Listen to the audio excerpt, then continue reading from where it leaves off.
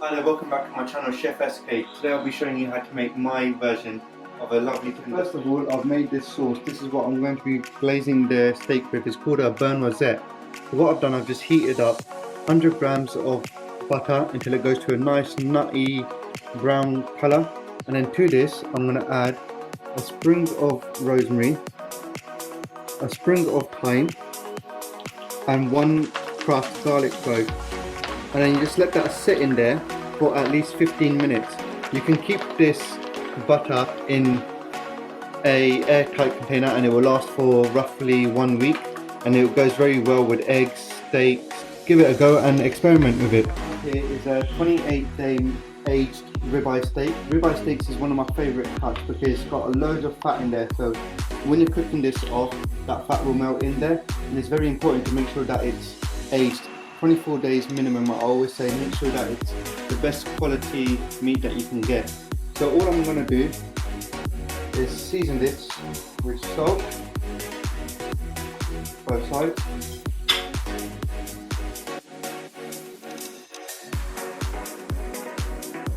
and then drizzle this with some of the butter, which I've just strained passed off, and you can see that it's like that.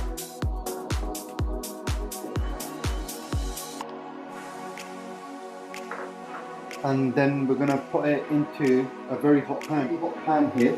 So what I'm going to do is just carefully put the steak in there, and you hear that? That's what you want to hear in there. You want to hear that sizzle. And it's very important to not season the steak with pepper, because all you're going to do is just burn the pepper. And what we want to do is get some good colour on the first side, turn it over and get some colour. I'll be cooking this to medium rare, which to me is the perfect way to have your steak, especially if you're getting very good quality meat, and you want to keep this on a high heat the whole time. And then on this side, just going to put some of the smoked butter on it.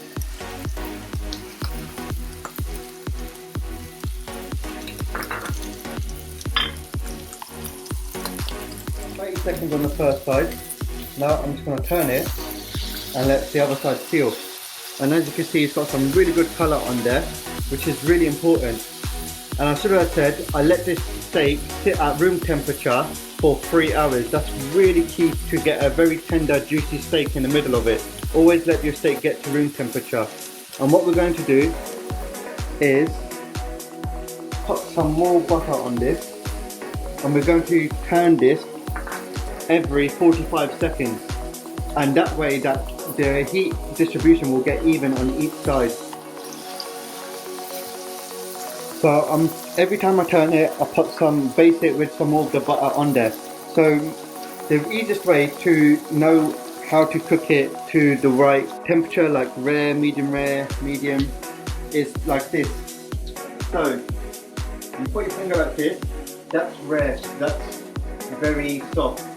Medium rare, medium, and well done, which I would never recommend to other steaks because you don't get none of the flavour of the steak in there. So turn it again.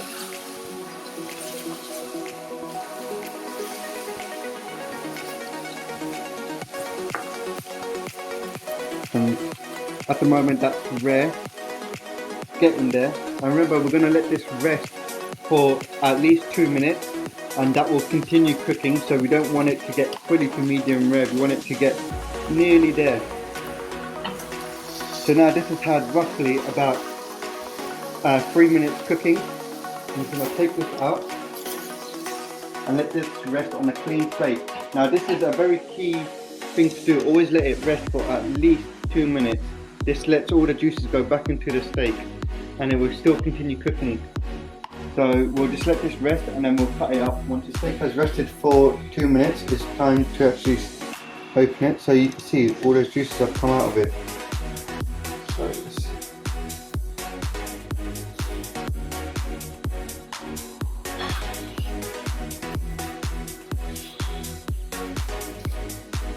So always check from the middle. As you can see, that's perfect, medium rare. Once it's all sliced, Sprinkle a little bit of cracked black pepper onto it.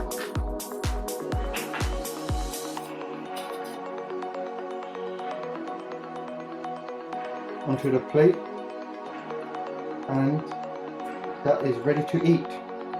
Hope you enjoy, guys. Chef SK's perfect steak.